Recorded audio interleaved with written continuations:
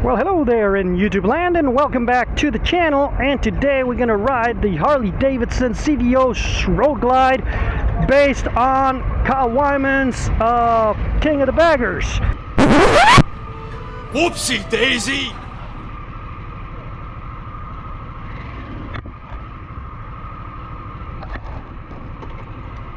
Well, hello there in YouTube land and welcome back to the channel. And today, well, we're going to try to recreate whatever we recorded that day during the demo day in Mancuso Central, and when we were testing the Harley Davidson Nightster Special. So this is going to be the first impressions, second time around, or the second impressions, or the first second impressions. It's going to be something. All right. So before we move on to the video, I want to give out a shout out to our sponsor, which is me. We don't have a sponsor yet, so the way you can support the channel is by going to our store and buying some merch. Remember, just tell us what you want. We'll put it on the website. You can buy it. That way you can support us, and we'll continue with our endeavors. So, back to the bike, the Nightster Special. So what is the Nightster Special? The Nightster is the new Sportster in Harley Davidson lineup. So they went away with the air-cooled old Sportsters, the Iron 883 and the 1200s, which were pretty cool-looking bikes, but they were very long in the tooth. They were really old ride-in bikes. They felt terrible. They had terrible suspension. They have terrible brakes. They had no power, some torque, and they were so uncomfortable. So and I still want one, which is so crazy. But anyway, back to this one. This one is a lot peppier and a lot happier, right? It's so nimble, it's quick, it's easy to maneuver, and it has rider mode. So if you're looking for a beginner bike, so this is the only beginner type bike that Harley's gonna offer now. As you can see, it's approachable because it's very low to the ground, the seat height, and but the engine is a little bit too powerful for beginners. So that's why riding it in rain mode would be something that I would consider, and I would be not too uncomfortable recommending this bike to beginner riders. As you can see, it has the dual suspension in the back, just like the old Dynas and the old Sportsters. It has this engine, which is the 975 Revolution Max engine, which is more of a sport bike type engine than a cruiser one. So, and we'll talk about this later. Harley, please bring back the Bronx concept and put the 1250 on it. And if you can do it below 15,000, it'll be a home run. Because this bike, as I explained, this is the second time I've ridden it. I already test rode one and I loved it. I came down from the Sportster, the regular Sportster S, which is the more powerful of the two. But that bike just felt so weird, and it just, I never found confidence riding it. And you don't feel that much power down low. So it does have a lot more horsepower than this one. But this one, from 0 to 60, is going to keep up with anything. If you want to check out a little bit of a comparison that we did within this one and what we were riding, my friend Jerry bought one, and I was riding my Suzuki, which is a GSX-S 1000, and he was keeping up no problem with me, especially on the exit of the corners, because this bike has a lot of pep, a lot of grunt down low. Horsepower wise, yeah, the Suzuki would kick its butt, but this bike was just, I mean, it's a great bike. Problems with this bike, well, we'll move on to other things. Let's talk about what we like about it.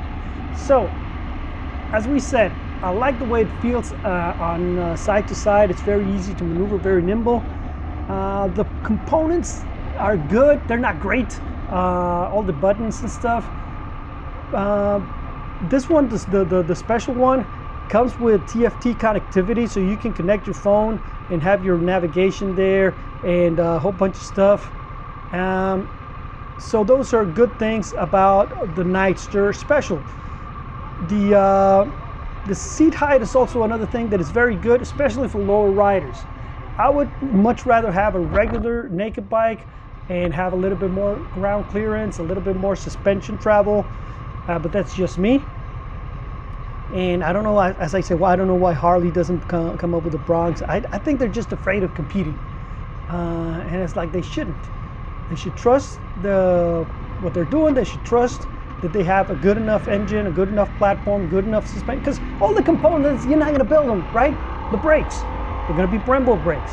The suspension, you can get some, I don't know, some Öhlins or something else on a top spec bike, and just do something a little bit easier on your regular ones. Okay, but there are different brands that make good shocks and good suspension, so you don't need to do that in house. So I don't understand why they're so afraid. The chassis and the engine, the good things about this bike. So those are the hard things to do. They already have them. I don't know. That's just me. Anyway, the looks of it, I like them. I mean, they're not as good as the older ones. I mean, if you check out the Iron 883 or the 1200, I mean, those are beautiful, beautiful bikes. Especially because they've been working on them for years and years, and they've been improving it on the look. Iron 883 is one of the most beautiful bikes that you can see, ever.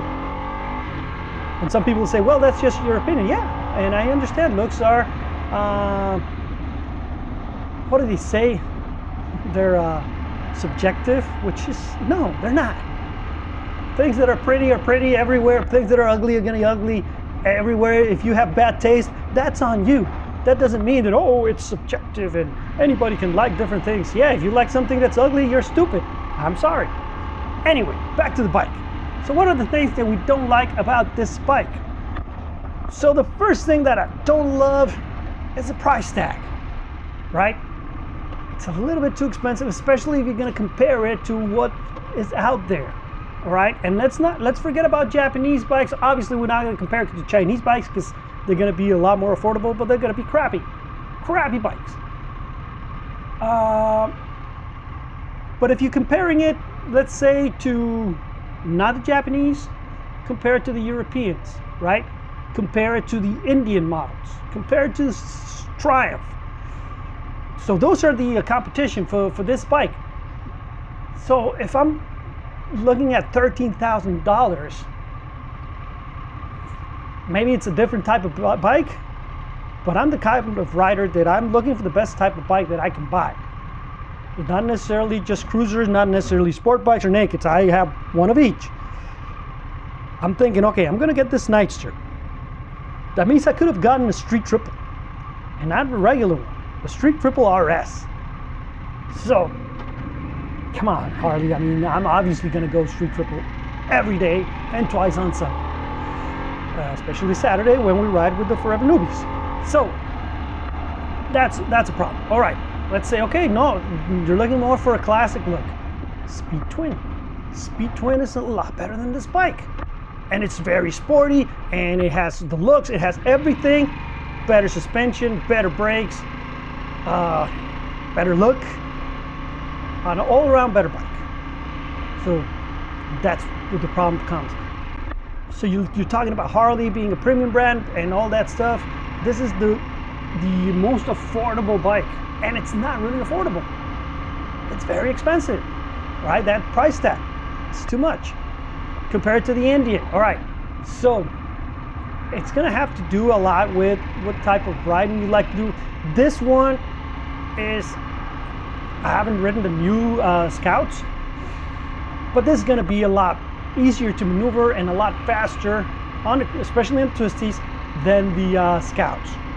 Now, the Indian Scouts are good, but I mean, still, compare it to the competition. Triumph, I would take the Triumphs, the Scout Bobber over the, I mean, not the Scout Bobber, the Triumph Bonneville Bobber all the way before I take a Scout Bobber and before I take one of these.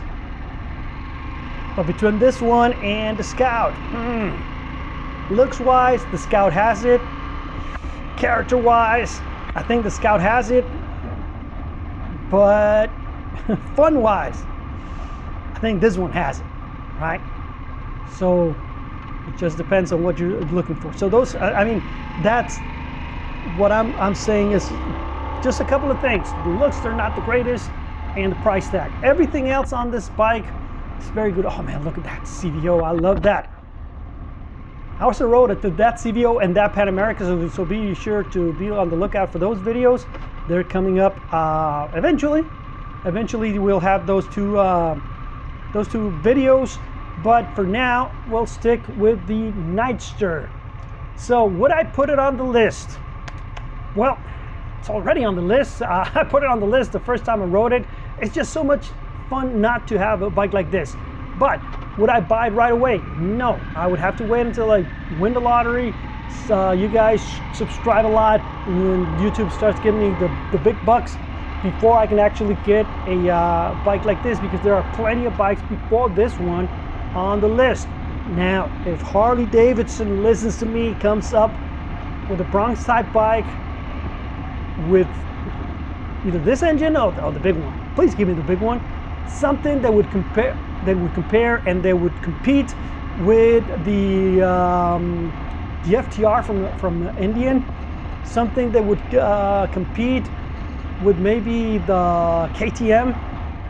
Something that would compete with the old type monsters from Ducati. 12,000 cc's, but I'm talking about premium performance, because it's going to be hard for Harley to come up with something that's going to beat the 1290 Duke or 1390 Duke performance-wise, right? The engine on that thing is a beast. The handling is superior to any naked bike, I think. The brakes, there are no better brakes in the market than KTM's. I'm not saying you're gonna beat it. I'm just saying reliability-wise and brand-wise, people would buy, I mean, I would buy a Harley Davidson before I buy a KTM because of those things that I'm talking about. So, you say you're a premium brand, give me a premium brand that competes. And I'm thinking people would buy it. All right, so that's just me. Well, that is it for today's video, guys. I hope you enjoyed it. Remember, if you liked the video, to give it a thumbs up, subscribe, hit the bell button, buy some merch, and share it with all your friends. If you don't like the video, well, buy some merch anyway and share it with all your enemies. And I'll see you guys on the next one. And I'll leave you here with some bonus footage.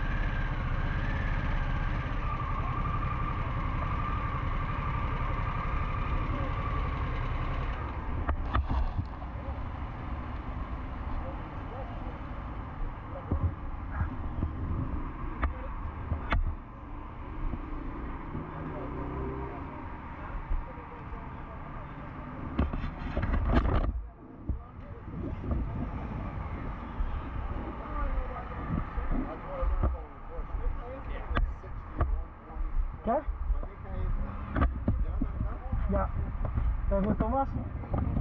Más que la pasada, la... Las dos. Qué dura, güey.